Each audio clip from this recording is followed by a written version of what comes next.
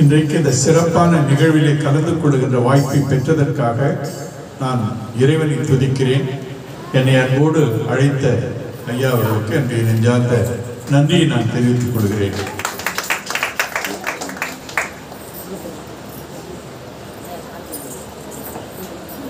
ஐயா அவர்கள் என்னை அறிமுகப்படுத்திய போது பிஷப் சாம்சன் அவர்கள் ஓடு எனக்கு இருந்த தொடர்பு, உறவு, ஊழிய பாதையிலே இணைந்து செய்ய பயணித்தது எல்லாவற்றையும் அவர்கள் குறிப்பிட்டார்கள். இன்னும் கூட எனக்கு பிஷப் சாம்சன் அவர்கள் நம்முடைய இல்லை என்பதை ஏற்றுக்கொள்வது மிக மிக கடினமாக இருக்கிறது. ஒரு நல்ல மனிதர், நல்ல ஊழியக்காரர் இளம் வயதிலேயே நம்மிடமிருந்து எடுபட்டு போறார். வாழ்வை நாம் ஆண்டுகளினால் அல்ல, அவருடைய ஊழியத்தினால கணக்கிட வேண்டும், அன்பினால கணக்கிட வேண்டும், எல்லாரையும் அரவணைத்த பாங்கினால கணக்கிட வேண்டும். அப்படி இப்படிப்பட்ட அநேகருக்கு அவர் உந்துதலாக இருந்து இந்த ஊழியம் தொடர்ந்து நிறைவேறுவதற்காக நான் இறைவனை துதிக்கிறேன். இன்றைக்கு இந்த திருச்சபை 2 ஆண்டுகளை நிறைவு செய்து 3வது ஆண்டுக்குள்ள நீங்க பிரவேசித்தீங்க. இதுவரை உங்களை நடத்தி வந்த ஆண்டவர் இந்த புதிய ஆண்டிலும் இனி வரப்போகிற எல்லா ஆண்டுகளிலும் உங்களை தொடர்ந்து ஆசீர்வதித்து உங்களை மென்மேலும் வளரச் செய்து உங்கள் வழியாக அநேக ஆண்டவரை அறிந்து கொள்ளவும், ஆண்டவருடைய பிள்ளைகளாக அவர்கள் வளரவும் ஆண்டவர் அருள் புரிய வேண்டும் என்று நான் ஆண்டவரை நான் வேண்டிக் கொள்கிறேன். இன்றைக்கு மற்றொரு நிகழ்வும் இங்கே நடைபெறுகிறது. நம்முடைய பாஸ்டர் அம்மா திருமணமாகி 38 ஆண்டுகள். ஒருத்தர் ஒரு வீட்டுக்கு போய் உங்களுக்கு திருமணமாகி எத்தனை ஆண்டுகள் ஆகிறது? அவங்க சொன்னாங்க 50 ஆண்டுகள் ஆகிறது. ஆனா நீங்க பார்த்தா அப்படியே இருக்கீங்களே, இளமை குறையாம இருக்கீங்களே, எப்படி இது மாதிரி இருக்க முடியுது? அவர் சொன்னாரு, கல்யாணம் ஆன புதுசுல எங்களுக்குள்ள ஒரு உடன்பாடு, யாரு தப்பு பண்றோமோ அவங்க 3 கிலோமீட்டர் ஓடணும். பொதுவா நான் தான் தப்பு பண்ணிடுவேன், அதனால அது ஏறத்தாழ ஒவ்வொரு நாளும் 3 கிலோமீட்டர் ஓடிங்கிறேன். சரி, நீங்க 3 கிலோமீட்டர் ஓடுறீங்க, ஆனால் நீங்க ட்ரிம்மா இருக்கிறீங்க. உங்க மனைவி எப்படி அவ்வளவு ட்ரிம்மா இருக்காங்க? எங்க மனைவி எப்பவுமே என்ன நம்ப மாட்டாங்க, நான் ஓடுறேன்னா இல்லையான்னு பாக்குறது, அவங்க பின்னாலே ஓடி வருவாங்க.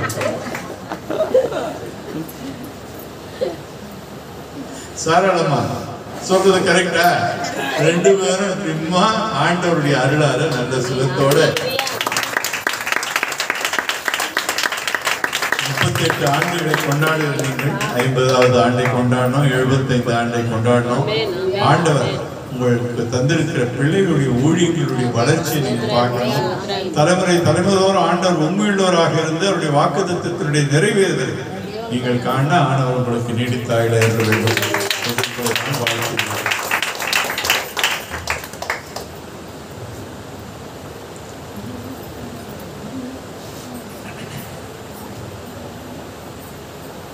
நான் எங்க போனாலும் என்னை பத்தி கொஞ்சம் சொல்லிப்பேன். ஊழியக்காரங்க எப்போ அதை செய்வாங்க.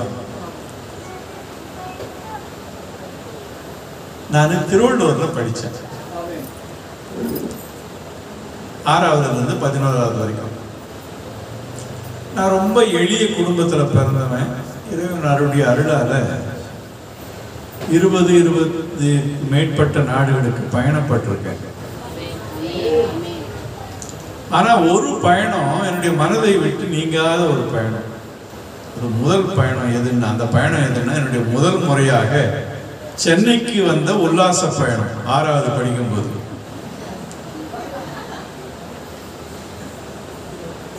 அப்பெல்லாம் ரொம்ப 10 ஆனா தான் சார்ஜ் மெட்ராஸ்ல இருந்து திருவள்ளூருக்கு. அதெல்லாம் நாங்கெல்லாம் அரை டிக்கெட் 5 அணா.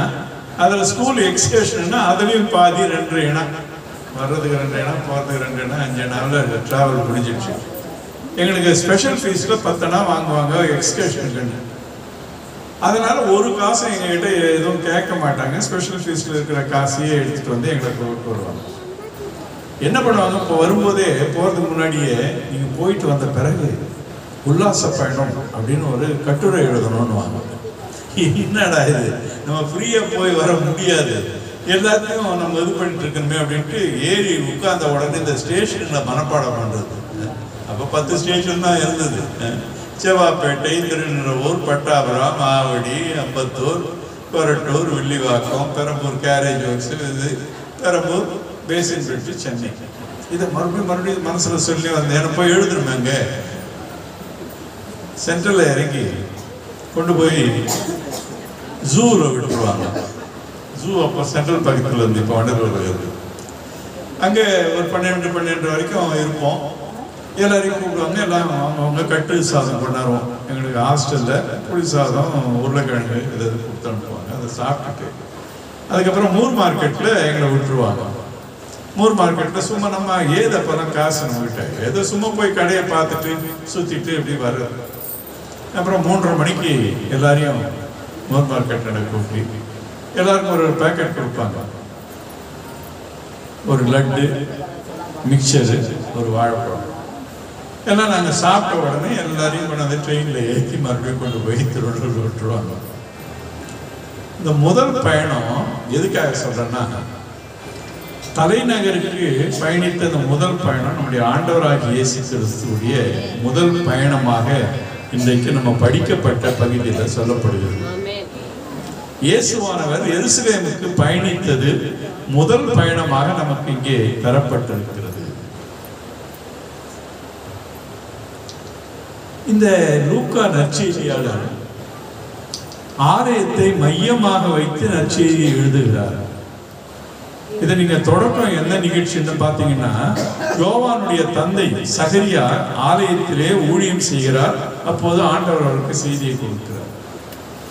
இதனுடைய முடிவு என்னன்னா, ஆண்டவர் வானத்துக்கு விண்ணுக்கு எழுகிறார்.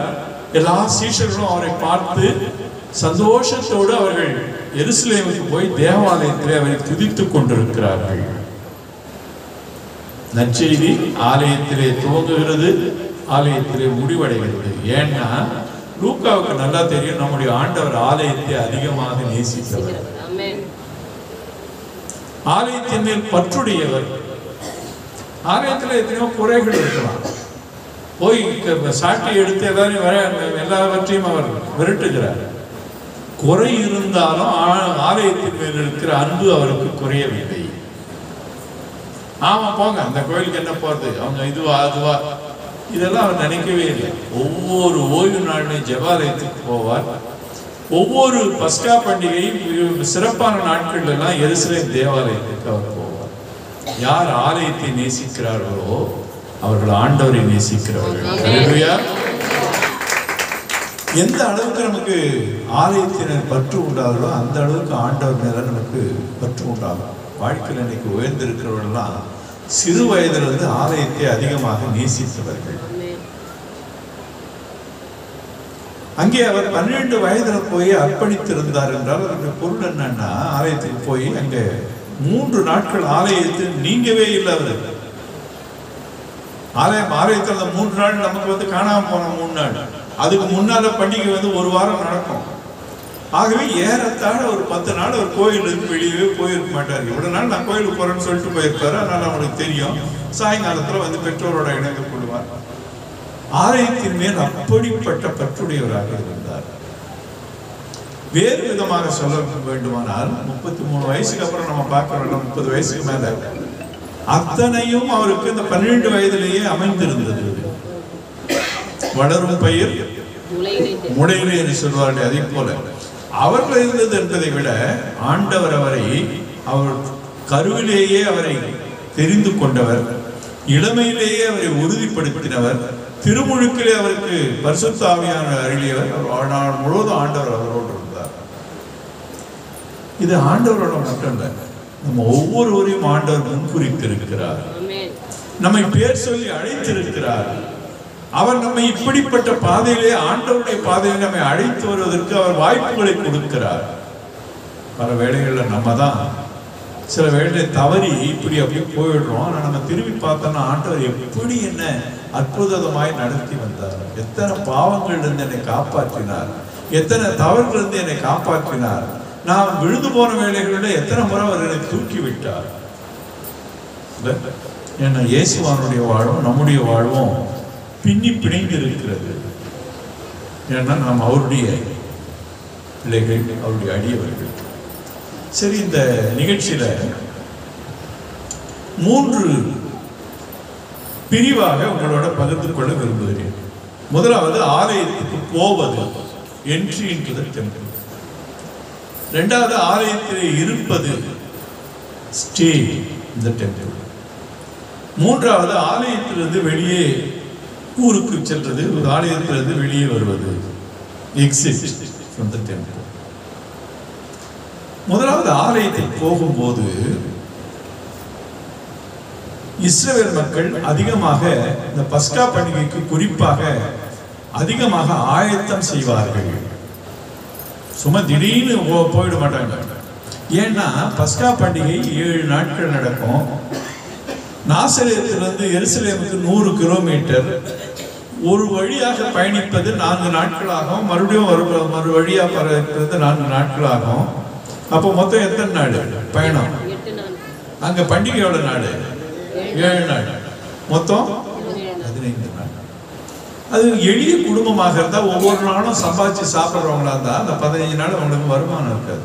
ஆகவே அவர்கள் அதற்காக சேர்க்கணும், அவர்களுக்கு உணவுப் பொருளுக்காக, காணிக்கைகளுக்காக அவர்கள் சேகரிக்க வேண்டும். ஏன்னா யூதர்கள்லாம் இந்த காணிக்கைகளை செலுத்த வேண்டும் என்று தெளிவாக குறிக்கப்பட்டிருந்தது. அதை விட அதிகமாக அவர்கள் தங்களையே அவர்கள் பரிசுத்தப்படுத்திக் கொள்ள வேண்டியதாக இருந்தது. ஆலயத்தை நம்ம நினைச்சு தூங்கி எழுந்து டைம் ஆச்சு சீக்கிரம் சீக்கிரம் வா அப்படின்னா நம்ம போக முடியாது. யார் கர்த்தருடைய பர்வதத்தில் ஏறுவான், யார்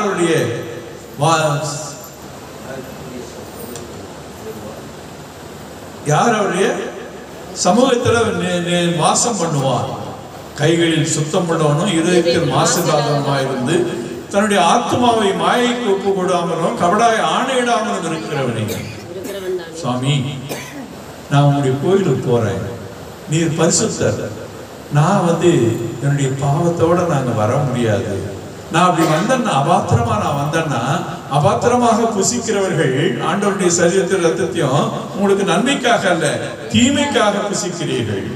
உங்கள்ட்ட அநேகர் வியாதி ஆயிட்டாங்க. ஏன்னா அவங்க தகுந்த ஆயத்தத்தோட அவங்க புசிக்கவில்லை. இப்போ நம்ம நினைக்கிறோம் ஆண்டவருடைய பிரசன்னத்திலே வரும்போது, பிரசன்னத்துக்கு வர்றதுக்கு முன்னால எப்போதும் நம்மை நாம் ஆயத்தப்படுத்திக் கொள்ள வேண்டும். 2வது ஆலயத்துக்கு அவங்க போகும்போது தனிப்பட்டவங்களா போக மாட்டாங்க, குழுவா போவாங்க.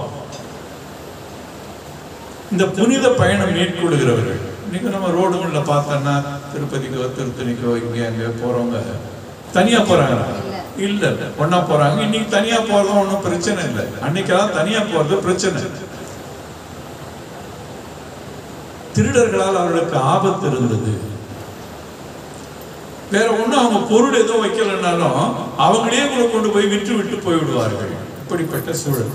அதனால அவங்க கூட்டமாக தான் போவாங்க. முன்னாடியே சொல்லுவாங்க ஒரு ஊர்ல இருக்கவங்க எல்லாரும், நாங்க பஸ்கா பண்டிகைப்பா, நீ வரையப்பா நீ வரையப்பா நீ வரையப்பா. அவர்கள் தேவாலயத்துக்கு போவோம் வாருங்கள் என்று சொன்ன போது நாங்கள் மகிழ்ச்சியாக இருந்தோம். உடனே அப்பதுல இருந்து தொடங்கிடுவாங்க, தெரியுமா நாங்க எதுக்கு போறோம், தெரியுமா நாங்க கோயிலுக்கு போறோம், தெரியுமா நாங்க கோயிலுக்கு போறோம். அவங்க அப்படி குழுவாக அவர்கள் செல்லுவார்கள். இப்படி குழுவா போகும்போது முன்னால ஆண்களும் முன்னால பெண்களும் குழந்தைகளும் போவாங்க, பின்னால ஆண்களும் இளைஞர்களும் வருவாங்க. இந்த பிள்ளைகள்லாம் 13, 12, 13 வயசுல தான் அவங்க வாலிபர்களாக கருதப்படுவார்கள். என்ன இயேசுவானவர் காணாம போனாரு, அப்பா அம்மா என்ன பண்ணிருந்தாங்க, அவருக்கு 12 வயதானதுனால அவங்க என்ன பண்ணி யோசிப்பாங்க, அவருக்கு குழந்தைகளோட இருப்பாரு. அவர் 12 வயதுனால அவர் வாலிபர்களோட இருப்பாரு என்கின்ற காரணத்தினால்தான் இப்படிப்பட்ட ஒரு எண்ணி வந்தார்கள். அதனுடைய சிறப்பு என்னன்னா, அப்படி கும்பல் கும்பலாக போவாங்கல்ல, அதில் இன்னொரு காரணம் ஏன் இயேசுவானோட கண்டுக்காம என்னங்கன்னா, போறவங்க அவங்க பிள்ளைங்க இன்னொருத்தருடைய பிள்ளைங்கன்னு நினைக்கவே மாட்டாங்க. எல்லாரும் தங்களுடைய பிள்ளைகளாக அவர்கள் ஏற்றுக்கொள்வார்கள், அவங்களுக்காக கரிசனை கொள்வார்கள், அவர்களை பாதுகாப்பார்கள், அவருடைய தேவைகளை எல்லாம் அவர்கள் சந்திப்பார்கள். அதாவது திருச்சபை நம்ம ஆயத்தப்பட்டு வருவது மட்டுமல்ல, நம்ம ஒரு குடும்பமாக வளரச் செய்வதுதான் திருச்சபை. இங்க இருக்கிற குழந்தைங்க எல்லாருமே நம்ம குழந்தைங்க. ஆகவே நம்ம குழந்தைக்காக நம்ம எப்படி ஜெபம் பண்றோமோ அதே மாதிரி இங்க இருக்கிற மற்றவங்களுக்காக நம்ம ஜெபிக்க ஆரம்பிக்கணும். மற்ற நமக்கு வீட்டுல ஏதாவது ஒரு கஷ்டம் வந்தா எப்படி நம்ம ஜெபம் பண்றோமோ அது மாதிரி இன்னொரு வீட்டுல இருக்கிற ஏதோ கஷ்டம் இருந்து யாராவது உங்களுக்கு சொன்னாங்கன்னா, நீங்க கண்ணீரோட நம்ம குடும்பத்துக்காக கண்ணீர் விடுற மாதிரி அதை விட அதிகமா மற்றவர்களுக்காக நீங்க கண்ணீர் விட்டீங்கன்னா உங்க பிரச்சனையை தீர்ந்துடும். ஆகவே இந்த குடும்பமாக அவர்கள் போவது ஏதோ தனித்தனி குடும்பங்களாக, அவங்க எல்லாரும் கடவுளுடைய குடும்பமாக அவர்கள் போவார்கள். அப்படி போகும்போது ரொம்ப உற்சாகமாக பாடல்களை பாடிக்கொண்டு போவார்கள். சங்கீதம் 120 134.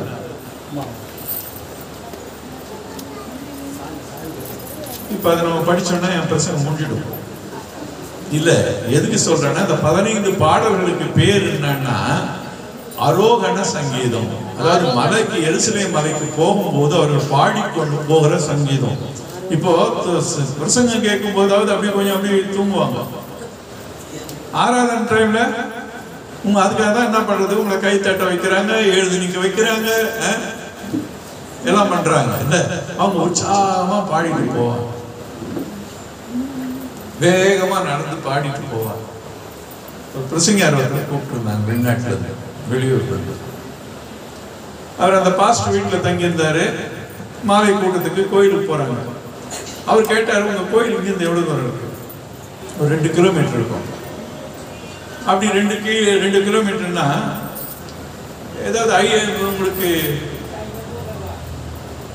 அந்த கோயில் பக்கத்துல லொகேஷன் என்ன சொல்றேன், லேண்ட்மார்க் ஏதாவது இருக்கா? ஆமா, அது பக்கத்துல ஒரு பெரிய தியேட்டர் ஒன்று இருக்கும், சினிமா தியேட்டர். அதுக்கு பக்கத்துல கோயில் இருக்கு. சரி, ஒரு கார்ல ஏறி போகும்போது பாஸ்டர் பார்த்து, இவங்க உங்க சர்ச் மெம்பரா கேட்டார். ஆமா, ஒரு ஆச்சரியம், என்னடா இப்பதான் முதல் தடவை நம்ம ஊருக்கு வர்றாரு, கரெக்ட் நம்ம ஆளுங்களை சொல்றாரு. இன்னும் கொஞ்சம் தூரம் போனோடனே, இவங்க உங்க சர்ச் மெம்பரா? ஆமா ஆமா ஆமா. அடுத்தது இன்னும் கொஞ்சம் தூரம் போனோடனே, இவங்க உங்க சர்ச் மெம்பரா? ஆமா அப்படின்னா. இந்த மாதிரி கேட்டு போய் எங்க கோயிலுக்கு போனோடனே அவர் கேட்டார், பாஸ்டர் நீங்க முதல் முறை வரீங்க, நீங்க சர்ச்சுக்கு இன்னும் கூட நீங்க போகல வரல, யாரையும் முகத்தை கூட பார்க்கல, எப்படி அவங்க நாங்க சர்ச் மெம்பரான்னு கரெக்டா சொன்னீங்க. இல்ல இல்ல, இந்த தியேட்டருக்கு போறவங்க எல்லாம் வேகமா போறாங்க, இந்த கோயிலுக்கு போறவங்க மெதுவா நடந்து போறாங்க. அதான் கேட்டேன். யோசிச்சு பாருங்க, வேற இடங்களுக்கு போறப்ப எவ்வளவு வேகமா போறோம். கோயிலுக்கு வர்றதுன்னா 6 மணி ஆராதனைன்னா எத்தனை மணிக்கு வரும்? 7 மணிக்கு வரும். இதுக்கு பல காரணங்களை சொல்லுவோம் இல்ல, சில எத்தனையோ எக்ஸ்கியூஸ் சொல்லுவோம். ஆனா அந்த எக்ஸ்கியூஸ் எல்லாம் அது வேற எங்கேயாவது போகும்போது அது போயிடும் இல்ல. சொல்லுவாங்க, மாமியார் வீட்டுக்கு போறதா இருந்தா அவ்வளோ லேட் ஆகும், அம்மா வீட்டுக்கு போறதா இருந்தா முந்தின நாள் நைட்டு ரெடி. ஆண்டவருடைய ஆலயத்துக்கு நம்ம ஏதோ என்ன இன்னைக்கு கோயிலுக்கு வரலாம் என்ன திட்டுவாங்க அதுவாங்க அப்படி இல்லை, உற்சாகமாக அவர்களை போல நம்ம செல்லும் போதுதான் அங்கே நமக்கு பெரிய ஆசீர்வாதங்களை ஆண்டவர் கட்டளை இடுகிறார்.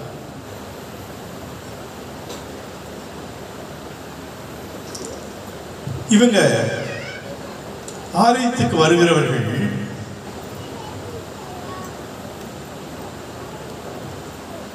அங்க வர்றது மட்டும் இல்லை, நம்ம என்ன வாஸ்தவம், எல்லாம் முடிந்த பிறகு அவங்க வீட்டுக்கு வர 7 நாள் பஸ்கா பண்டிகைன்னா 7 நாள் பண்டிகை முடிஞ்ச பிறகுதான் அவங்க வராங்க. 7 நாள் அங்க தங்கிறது எருசலேமில் எவ்வளோ கஷ்டம், எவ்வளோ பணச்செலவு, எவ்வளோ சிரமங்கள் இருக்கும், அது எல்லாம் அவங்க பொருட்படுத்தவே இல்லை. நாங்கள் ஆண்டவருக்கு ஒரு வாரத்தை, ஆண்டவர் எங்களுக்கு ஒரு வருஷத்தை கொடுத்திருக்காரு. இந்த ஒரு வாரத்தை நாங்கள் ஆண்டவருக்காக ஆலயத்துல வர வேண்டியது, பாதி நேரம் இங்க இருக்க வேண்டியது, அருளரை முடிஞ்ச உடனே போயிட வேண்டியது, அல்லது திருவிருந்துல முதல்ல வந்து பங்கேற்று போயிடுவாங்க சிலர். அப்படி இல்லை, கடைசி வரைக்கும் நம்ம அந்த ஆண்டவருடைய ஆசீர்வாதத்தை பெற வேண்டும். ஒரு அம்மா கோயிலுக்கு அவங்க நைட் டியூட்டி, அவன் ரொம்ப சின்சியரு. 7 மணிக்கு தான் அவங்களுக்கு டியூட்டி முடிஞ்சதுன்னா ஹேண்ட் ஓவர் பண்ணுறதுக்கு 8 மணி ஆகிடும். வீட்டுக்கு வந்து அவங்க குளிச்சுட்டு எடுத்து கோயிலுக்கு வர்றதுக்குள்ள கோயிலே முடிகிற நேரம் ஓடிடுவாங்க. கேட்பாங்க அவங்கள, ஏய் என்னம்மா எல்லாம் முடிஞ்சிடுச்சு, முடிகிற நேரத்தில் வந்து ஆசீர்வாதம் போடுற நேரத்தில். அவங்க சொல்லுவாங்க, என் வேலை அப்படி, நான் வர்றது எனக்கு தெரியும், எல்லாம் முடிஞ்சிடணும்னு தெரியும், அந்த ஆசீர்வாதத்தை நான் விட்டுவிட விரும்பவில்லை. கர்த்தர் உங்களை ஆசீர்வதித்து உங்களை காக்க கடவர். கர்த்தர் தம்முடைய முகத்தை உங்களை பிரகாசிக்க பண்ணி உங்களை கிருபையா இருக்க கடவர். கர்த்தர் தம்முடைய முகத்தை உங்களுக்கு பிரசன்னமாக்கி இப்போது சமாதானத்தை தந்தருடுவாராக. இது வந்து ஆரோன் கொடுத்த ஆசீர்வாதம் இல்ல, இங்க இருக்கிற ஊழியக்காரர் கொடுத்த ஆசீர்வாதம் இல்ல, ஆண்டவர் கொடுக்கிற ஆசீர்வாதம். ஆரோனுக்கு சொல்றாரு, இப்படி நீ அந்த மக்களை ஆசீர்வதிப்பாய்.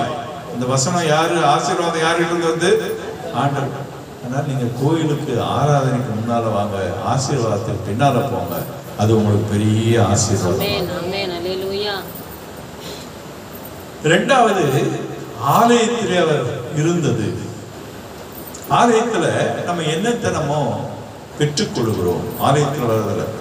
முதலாவது, ஆலயம் நமக்கு அடைக்கலம் கொடுக்கிற இடம். 3 நாள் சின்ன பிள்ளை, அவர் ஒன்றும் காசு வச்சிருந்திருக்க மாட்டாரு, எதுவும் கிடையாது, யாரும் கிடையாது, அனாதியா திக்கற்ற நிலைமை இல்ல. யோசித்து பாருங்க, சின்ன வயசுல யாரு இன்னும் யாரும் இல்லாம இருந்த நேரத்துல 3 நாள் அவர் ஃபாஸ்டிங் இல்லை. ஆலயத்திலே இருக்கிறவர்களுக்கு உணவு கொடுத்தார்கள், அவர்களை பாதுகாத்தார்கள். தேவன் நமக்கு அடைக்கலம் பெறணும், ஆபத்து காலத்தில் அனுகூலமான துணையுமாய் இருக்கிறாய். இந்த ஆலயம் நமக்கு அப்படிப்பட்ட அருளை கொடுக்கிறது. யோவாசன் ஒரு ராஜா இருந்தார். அவர் குழந்தையா இருந்தபோது அரித்தாரி என்ன பண்ணாங்க, அந்த ராஜ குடும்பத்தை எல்லாரையும் கொண்டுட்டாங்க.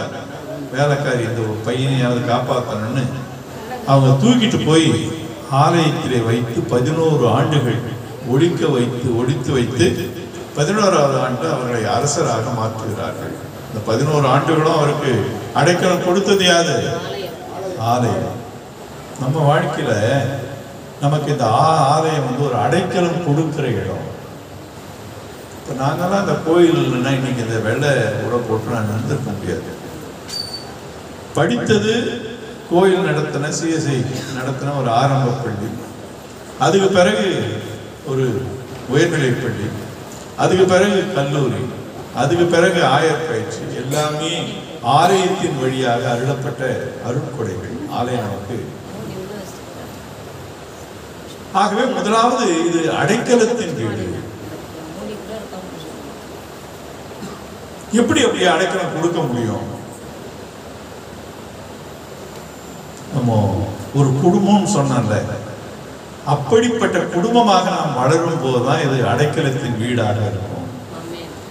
ஒரு வீட்டில் துயரமான நிகழ்வு நடக்கிறது, அங்க போய் நம்ம எல்லாரும் நம்ம அவங்களோட இருந்து நம்மை ஒன்றித்துக் கொள்கிறோம். ஒரு பொருளாதார நெருக்கடி ஏற்படுகிறது, திடீர்னு வேலை மூடிடுறாங்க, பிஎன்சி மூடிட்டாங்க, இல்லை எங்க கம்பெனியை மூடிட்டாங்க. மற்றவர்கள் எல்லாரும் ஐயோ நம்ம வீட்டில் இப்படி நடந்தா நம்ம என்ன பண்ண முடியும் என்று சொல்லி நம்ம மற்றவர்களுக்கு உதவி செய்யும் போதுதான் இந்த ஆலயம் அடைக்கலத்தின் வீடாக இது மாறுகிறது. இரண்டாவது, ஆண்டவருடைய வார்த்தை நாம் கற்றுக்கொள்கிற இடமாக இது மாறுகிறது. ஆண்டவராகிய இயேசு கிறிஸ்து கற்றுக்கொண்ட இடம், ஒரே இடம் இந்த இடத்துல தான் சொல்லப்பட்டிருக்கிறது. அதுக்கப்புறம் 30 வயசுல அவர் போதிக்கிறவராக இருந்தார். போதிக்கிறதுக்கு முன்னால நம்ம ஆண்டவருடைய பாதத்திலே இருந்து கற்றுக்கொள்ள வேண்டும்.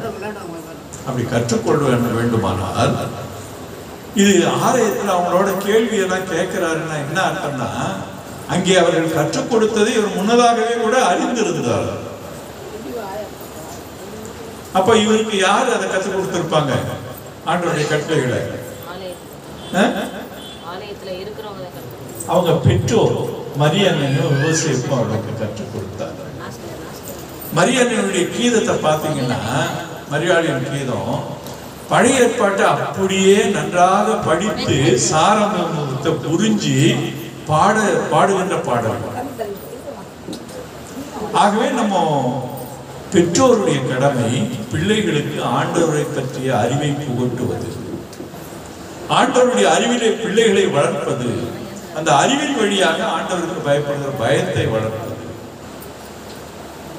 பிள்ளைகள் பால வயதில் குமாரர் பலவான் கையில் உள்ள அம்புகளுக்கு ஒப்பாயிருக்கிறார்கள். அம்பு எதுக்காக இருக்குன்னா, ஒரு குறியை அடைவதற்காக, அதை தாக்குவதற்காக, ஒரு நோக்கத்தை நிறைவேற்றுவதற்காக இருக்கிறது. அது என்ன பண்ணணும், கூறாக்க வேண்டும், அதுக்கு ரெக்க கட்டணும், அதை மென்மையாக்க வேண்டும். இதெல்லாம் நம்ம பண்ணி ஏதாவது ஒரு கம்பியை எடுத்து நம்ம அடிச்சிட முடியாது. அம்பு அவ்வளவு பயன்படுத்தணும். அது அப்பதான் அது போய் நேரம் நிற்கும், போய் அந்த டார்கெட்டை ஹிட் பண்ணும். அப்படி இல்லாம விட்டுட்டோம்னா, அது வளைஞ்சிருந்ததுன்னா, அம்பு வளைஞ்சிருந்ததுன்னா, நம்ம வேகமா விட்டோம்னா எங்க வரும், அது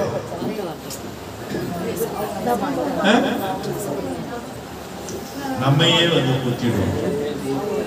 தெரியல, அந்த வில்லுல இருந்து அம்பு போறதுக்கு முன்னாடி நம்ம என்னென்ன செய்யணுமோ அதை செய்யணும்.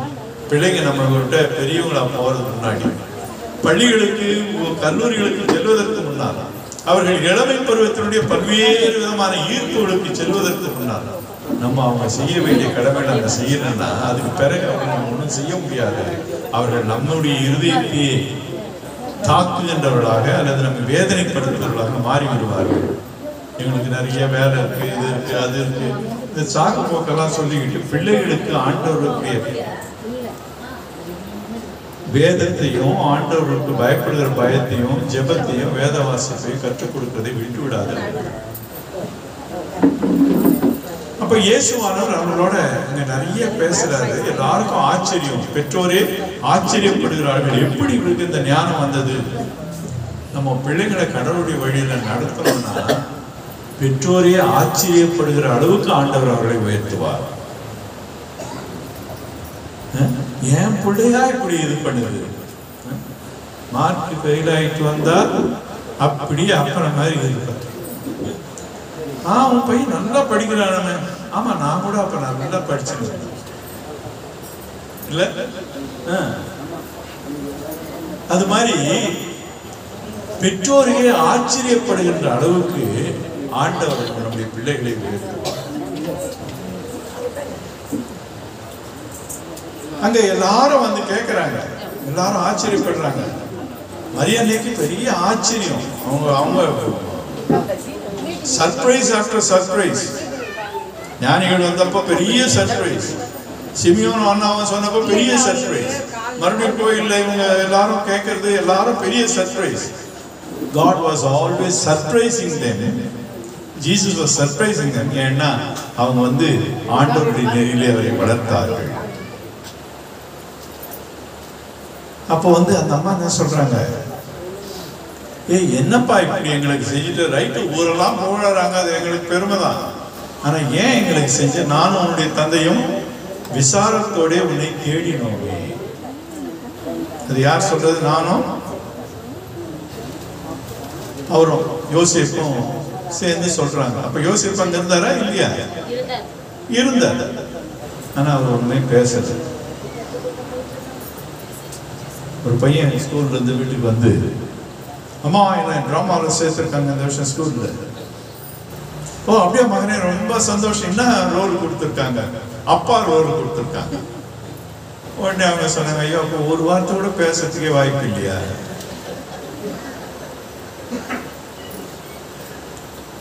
நீங்க போய் பைபிள வாசித்து பாருங்க, யோசேப்பு ஏதாவது ஒரு வார்த்தை பேசுகிறாரு? இல்ல. ஆனா அவர் என்ன செய்வாருன்னா, கடவுள் என்ன சொல்றாரோ அப்படியே செய்வார். அப்பா ரொம்ப பேசணும்னு தேவையில்லை. ஆனா ஆண்டவருக்கு கீழ்ப்படுகிற, ஆண்டவர் சொல்றதெல்லாம் அப்படியே செய்கிற தந்தையாக யோசேப்பு இருந்தார். இன்னைக்கு ஐயா அவனுடைய குடும்ப ஆண்டு விழாவாக இருக்கிறதுனால நான் சொல்றேன், எப்படி குடும்பங்கள்ல நம்ம எப்படி இருக்கணும்.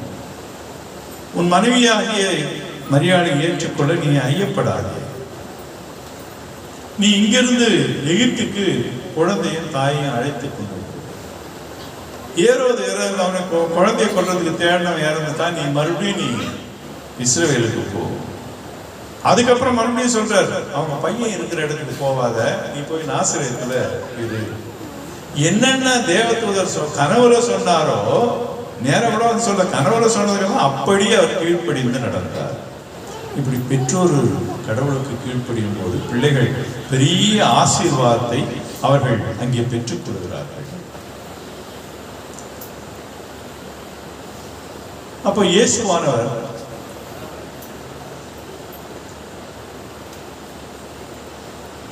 ஆலயத்தில் ஆண்டவருடைய வசனத்தை கற்றறிந்தார். இயேசுவானவர் என்ன சொன்னாரு அப்படின்னு பைபிள்ல இயேசுவானவர் சொன்ன முதல் வசனம் இங்கேதான் நமக்கு பதிவு செய்யப்பட்டிருக்கிறது. இயேசுவானவர் நிறைய ஓமைகளை சொன்னாரு, பிரசங்கம் பண்ணாரு. ஆனா முதல்ல அவர் சொன்னது என்ன? என்னுடைய பிதாவுக்கு அடுத்தவைகள் ஏன் என்னை தேடினீர்கள்? என் பிதாவுக்கு அடுத்தவைகள் நான் இருக்க வேண்டும் என்று உங்களுக்கு தெரியாதா? அதாவது நீங்க தானே கடவுளை பத்தி என்று சொன்னீங்க, அவர் நம்முடைய பிதான்னு. நம்ம எல்லாம் கடவுளுடைய பிள்ளைகள் என்று சொன்னீர்கள். நம்ம அவருடைய பிள்ளைகளாக இருந்தால் பெற்றோருடைய பணியெல்லாம் நம்ம செய்யணும்னு சொன்னீங்க. ஆகவே நீங்க ஏன் இப்படி என்ன தேடினீங்க? நான் பிதாவினுடைய வீட்டில் இருக்க வேணாமா? பிதாவினுடைய மக்களோட நான் இருக்க வேணாமா? பிதாவினுடைய வேலையில நான் இருக்க வேண்டாமா? அவர் தான் யார் என்பதை அறிந்து கொண்டார்.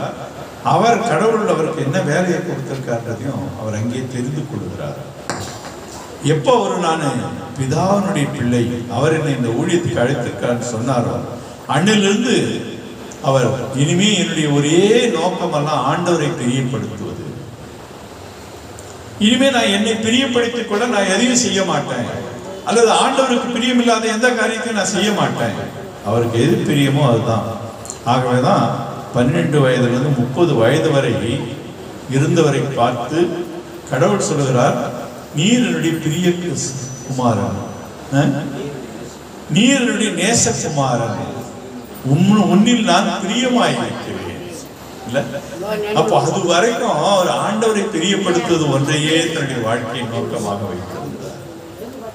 அதுக்கு பின்னாலேயும் அது ஒன்னே அவருடைய வாழ்க்கையின் நோக்கமாக இருந்தது. உன்னில் நான் பிரியமாயிருக்கிறேன். எப்ப பிரியமா இருப்பாங்க? நம்ம அவங்களுக்கு பிரியமானதை செய்யும் போது பிரியமாயிருப்பார்கள். அவனுக்கு பிரியம் இல்லாத நம்ம செஞ்சோம்னா பிரியமா இருப்பாங்களா? இருக்க மாட்டாங்க. ஆகவே இயேசுவானவர் அன்றையிலிருந்து அவருடைய வாழ்வின் இறுதி வரை ஆண்டவர் என்ன சொன்னாரோ, பிதா என்ன சொன்னாரோ அதையே, பிதாவுக்கு எது பிரியமாயிருக்குமோ அதை மட்டுமே அவர் செய்கிறவராக இருந்தார். இப்போ மூணாவது, அவர் ஆலயத்திலிருந்து வெளியே வருவது. அங்கிருந்து பெற்றோர் எப்படியோ சரி பரவாயில்ல அப்படின்னு அழைத்து கொண்டு வருகிறார்கள். அவரு அங்க எல்லாராலும் புகழப்பட்டாலும் அவருக்கு உடனே தலைகனம் அதிகமாயிட்டு, நான் இங்கே எருசலேமில இருந்து நான் காலேஜில் படிக்கிறேன், யூனிவர்சிட்டி ப்ரொஃபஸர் கிட்ட நான் படிக்க போறேன், இனிமே அந்த குக்கிராமத்துக்கு நான் வரமாட்டேன் அப்படின்னா இல்லை. அவர்களுக்கு கீழ்ப்படிந்து நாசரேத்துக்கு சென்று அவர்களுக்கு கீழ்ப்படிந்து விட்டார். அதாவது பிள்ளைகளுக்கு அவர் முன்மாதிரியா எப்படி இருக்காருன்னா, நம்ம எவ்வளவு உயர்ந்த நிலையில் இருந்தாலும், எவ்வளவு உலகமெல்லாம் நம்மை புகழ்ந்திருந்தாலும் நாம் கடவுளுடைய கட்டளைக்கு மீறக்கூடாது. தகப்பனையும் உன் தாயையும் கனம் பண்ணுவாயாக. கனம் பண்றதுன்னு என்ன? டாட் குட் மார்னிங், மாம் குட் மார்னிங், அது இல்லை கனம் பண்றது. அவர்களுக்கு பொறுப்பேற்பது,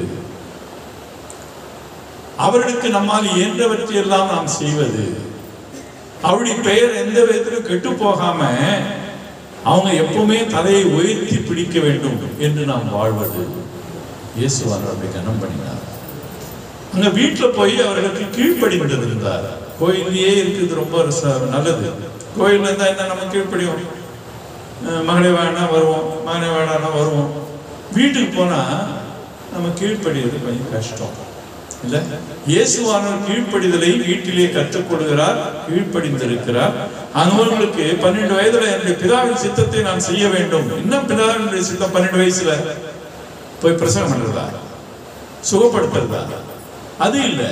பெற்றோருக்கு கீழ்ப்படிந்து அவர்களுக்கு உதவியாக இருப்பது, அவர்களுக்கு துணை புரிகின்ற வழியிலே ஏதாவது ஒரு தொழிலை செய்வது.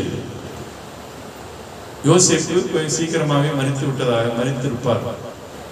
ஏன்னா அதுக்கப்புறம் நம்ம அவரை பத்தி வாசிக்கிறது இல்லை. அப்போ அந்த குடும்பத்தினுடைய பொறுப்பை எல்லாம் இவர் எடுத்து தன்னுடைய இளவர்கள், சகோதரிகள் எல்லாரையும் காப்பாற்றுகிற பொறுப்பு அவருக்கு இருந்தது. அதை எடுத்து அதை நிறைவேற்றுகிறார். ஆகவே நாம் கடவுளுடைய பிதாவுக்கு அடுத்தவைகள் அப்படின்னா, குடும்பத்துல முதலாவது யார் குடும்பத்தில் பெற்றோருக்கு கனத்தை கொடுப்பது, கடமைகளை செய்வது, பொறுப்பை ஏற்பது அவர்கள் செய்கிறார்களோ அவர்கள் தான் கடவுளுடைய ஊழியத்துக்கு ஏற்புடையவர்கள். குடும்ப பொறுப்புகளை உதாசீனப்படுத்தவர்கள் கடவுளுடைய ஊழியத்தை செய்யறவங்களா நம்ம எடுக்க முடியாது. கதை சொல்லுவாங்க. ஒரு பையன்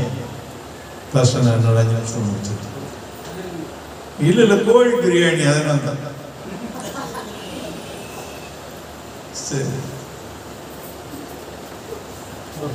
இதை சொன்னதுனால இப்போ எல்லாரும் வாய அரசுகிறது ஊறுது. சரி,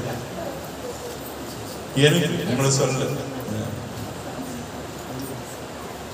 ஒரு பையன் அப்பா கிட்ட பாப்பா எனக்கு ஒரு பப்பி வேணும், என் ஃப்ரெண்ட்ஸ் எல்லாம் வச்சிருக்காங்க. எவ்வளோப்பா? என் ஃப்ரெண்டு 5000 rupees வாங்கியிருக்காங்க. ஐயோ அவ்வளோ விலையா அப்படின்ட்டு. சரி, பிள்ளைங்க கேட்கும்போது நம்ம சில நேரத்தில் அன்பு மிகுதியினால கொடுத்துருவோம். சரி போய் சீக்கிரம் நான் வாங்கிட்டு வா, நானும் வெளியே போனோம் அப்படின்னு. இவன் அதை எடுத்துகிட்டு போனான். கடைக்கு போயிட்டு அவனுக்கு பிடிச்ச நல்ல அழகான ஒரு பப்பி அவன் எடுத்தான். கடைக்காரர்கிட்ட காசை கொடுத்தான். அவர் அதை ஒரு பையில் போட்டு எடுத்துகிட்டு போப்பான்னு கொடுத்தாரு. வீட்டுக்கு வர்ற நேரத்தில் நம்ம வீட்டு பக்கத்தில் ஒரு விளையாட்டு மைதானம் இருக்கும். அங்கே எல்லாரும் 2 பெரிய டீமுங்க ஃபுட்பால் ஆடிங்கிறாங்க. ரொம்ப இன்ட்ரெஸ்டிங். இவனுக்கும் ஃபுட்பால் இன்ட்ரெஸ்ட். சரி, கொஞ்சம் என்னதான் எப்படி போகுதுன்னு பார்ப்போம் அப்படின்ட்டு பையன் அங்கே வச்சுட்டு கை கட்டி அப்படி பார்க்குறாங்க. அங்கே இன்னொரு சின்ன பையன் பார்த்தான். அவன் ஏதோ பைய எடுத்துட்டோம்னா அங்கே கேம்லேயே பார்த்தாங்கன்னா என்ன பார்ப்போம். பார்த்தா அழகான பப்பி.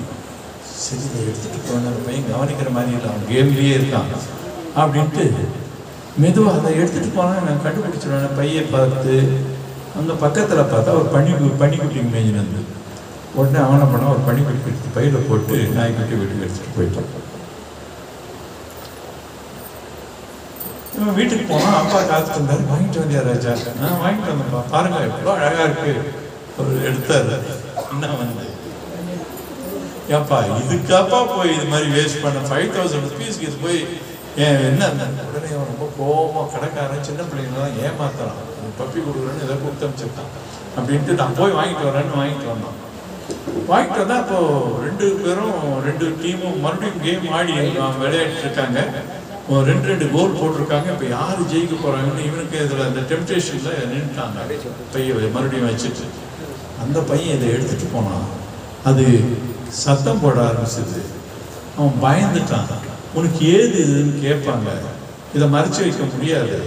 அப்புறம் அந்த பையன் இந்த காணாமல் போயிடுச்சுன்னு சொன்னான்னா நம்ம பிடிச்சிருவாங்க. எப்படி நம்ம தப்பிக்கிறதுன்னு பார்த்தா இந்த பையன் நல்ல வேலை மறுபடியும் அங்கே வந்துங்கலாம். இவன் போய் வேகமாக போய் அந்த பையை எடுத்துட்டு அதுலேருந்து பனிக்குட்டி எடுத்து போட்டு உள்ளே போட்டுட்டான். இவன் என்ன பண்ணா, சரி அந்த கேம் முடிஞ்சவொடனே கடைக்கு போய் கடைக்காரர் ரொம்ப கோபமா, என்ன சின்ன பிள்ளைங்கள்லாம் இப்படி தான் ஏமாத்துவீங்களா? உங்களுக்கெல்லாம் ஒரு வியாபாரத்தில் நாணயம் இருக்க வேண்டாம் அப்படின்னு. என்ன தம்பி பேசுறீங்க, என்ன பேசுறீங்க? நான் எதுக்கு உங்களுக்கு காசு கொடுத்தேன்? நாய்க்குட்டி கொடுத்தேன். நீங்க என்ன கொடுத்தீங்க? நாய்க்குட்டி கொடுத்தேன். இல்லை நீங்க பனிக்குட்டி கொடுத்தேன்ப்பா. நீங்க ஏதுப்பா பனிக்குட்டி, என்ன பேசுறீங்க அப்படின்ட்டு இந்த நீங்களே பாருங்க அப்படின்னு பைய கொடுத்தான். அவரு பையில இருந்து எடுத்தார். என்ன நாய்க்குட்டி வருது. என்ன பாச்சு உனக்கு? பத்திரமா எடுத்துட்டு போப்பா வீட்டுக்கு. கையிலே கொடுத்தார் நாய்க்குட்டி. கையில் நாய்க்குட்டி வச்சுட்டு சொன்னா, நாய்க்குட்டி நீ கடைக்கு வந்தா நாய்க்குட்டி, வீட்டுக்கு போனா இயேசுவானவர் பெற்றோருக்கு நாசரேத்தில் அவர் வீட்டிலே அவர் கீழ்ப்படிந்திருந்தார். இந்த அம்மா எல்லாத்தையும் தன்னுடைய இருதயத்திலே வைத்திருந்தார்கள். அந்த அம்மா நினைவில் மட்டும் வைக்கல, இருதயத்தில் வச்சாங்க. ஆண்டவருடைய வசனத்தை நம்ம ஞாபகப்படுத்தது மட்டும் நம்ம இருதயத்திலே அது நமக்கு வாழ்க்கையை நடத்துகின்ற வழி பாதையை ஒளியேற்றுகின்ற விளக்காக அது இருக்க வேண்டும். அப்புறம் அவர் சொல்றாரு, இயேசுவானவர் ஞானத்திலும் வளத்திலும் தேவ கிருபையிலும் மற்றதிலும் அதிகமாய் விருத்தி அடைந்தார். அதாவது நம்முடைய வாழ்க்கையில நாமும் எப்படி வளரணும்ன்றதற்கு அவர் மாதிரியாக இருக்கிறார். குறிப்பாக பிள்ளைகளுக்கு மாதிரியாக இருக்கிறார். ஞானத்துல வளரணும், ஞானத்திலும் வளர்த்தில நல்ல சரீர உடல் கட்டமைப்பிலே வளர வேண்டும். ஆண்டவருடைய கிருபையில வளரணும், மனுஷனுடைய தயவுல வளரணும். இதெல்லாம் அப்போ இது சாதாரணமாக நடைபெறுகிற ஒன்று இல்லை. நம்ம ஒவ்வொரு நாளும் வளரணும்.